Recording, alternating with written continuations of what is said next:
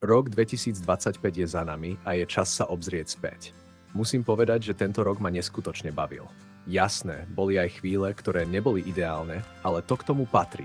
Taký je každý rok. Na začiatku roka si už dlhšie dávam predsavzatia, ktoré viem reálne splniť. Minulý rok som sa zameral hlavne na cvičenie a podľa toho vyzeral aj celý môj rok. 3-krát do týždňa sa snažím cvičiť doma. Počas roka som si kúpil 2 cvičebné pomôcky, mini rotoped a kladkový stroj. A kladkový stroj vôbec nebol v pláne, ale dnes viem, že to bolo jedno z najlepších rozhodnutí. Aj moja sezóna v boči bola celkom vydarená. 2-krát sa mi podarilo získať 3. miesto. Mrzí ma, že sa mi to nepodarilo zopakovať na majstrovstvách Slovenska.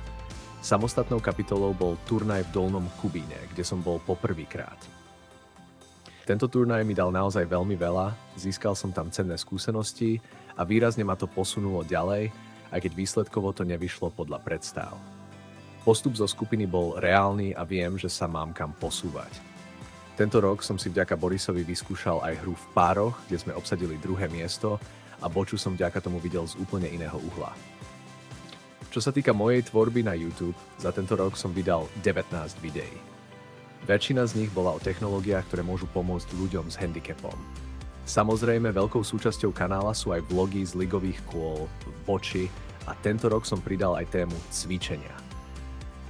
Rok 2025 mi ukázal, že keď má človek chuť na sebe pracovať, výsledky sa skôr či neskôr dostavia. Ďakujem každému, kto ma podporoval, sledoval a motivoval ísť ďalej. Ak sa vám moja tvorba páči, budem rád, keď dáte odber. Nech vám neuniknú ďalšie videá. Prajem vám úspešný a zdravý rok 2026.